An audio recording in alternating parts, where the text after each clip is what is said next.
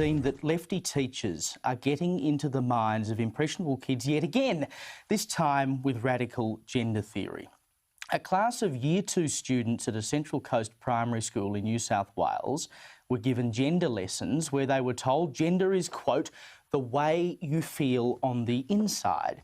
Christopher Harris had a great exclusive in the Daily Telegraph today in which he revealed that the Deputy Principal of Umina Beach Public School wrote to parents last month to say that these gender lessons were needed because of, quote, child protection and were supported by the Anti-Discrimination Act.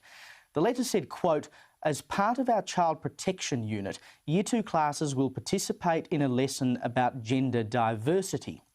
Gender refers to the way you feel on the inside. It might be expressed by how you dress or how you behave, and for some people these things may change over time. The lesson is supported by the Anti-Discrimination Act to ensure that school is an inclusive place for all students. Now, this was presented to parents as an opt-out lesson, not an opt-in one. The default was that they should attend. Now, we're not talking about teenagers here who may well be going through a time of their lives where they struggle with their identity or whatever. We're talking about 7-year-old children.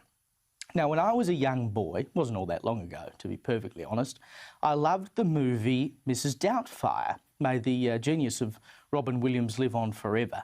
But I loved the movie so much that I liked dressing up as Mrs. Doubtfire. I had a grey wig and a big pair of granny glasses I'd put on, and I'd try to do my best female voice.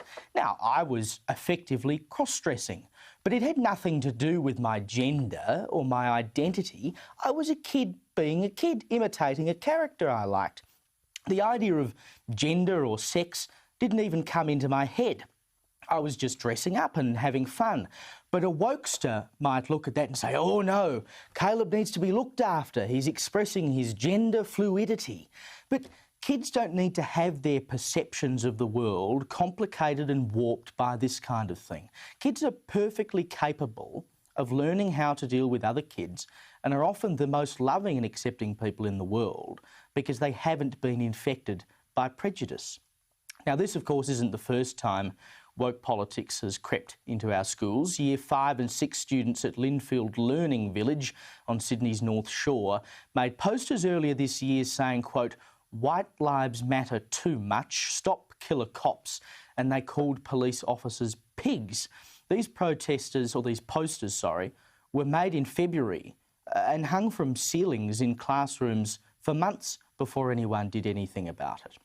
Albion Park High School in New South Wales held an assembly last year where students were encouraged to take a knee in support of the Black Lives Matter movement. Now, it's no business of a school principal to encourage students to do that. The Aftercare Centre at North Newtown Public School in Sydney, of course it was Newtown, last year displayed scrawled anti-Donald Trump messages from kids as young as 5 years old. Now, these kids were asked who they would vote for in the US election and why. Now, why would you even ask a young child a question like that in a school setting? I mean, some of these messages declared, I hate Trump, he sucks, and I'd vote for Joe Biden because Donald Trump sucks. And where would 5-year-olds be getting this stuff from? If you've seen some of the screeds they had on display, these kids should have been learning how to spell, not getting involved in politics on the other side of the world. Another example, a draft of the new national curriculum presented Anzac Day as a quote-unquote contested idea. I mean, who, apart from absolute lunatics, contests Anzac Day? It's not a celebration of death. It's a sombre reminder of the cost of war that is then followed by celebration in their honour. I mean, honestly, the stuff some people are trying to fill kids' heads with is outrageous. My old school, nearly a decade ago, changed its end-of-year celebration from Christmas in the courtyard to celebration in the courtyard to supposedly be more sensitive to non-Christians. But have you ever actually met someone of another faith who was offended by Christmas? And all this meanwhile, as our academic chops keep falling through the floor.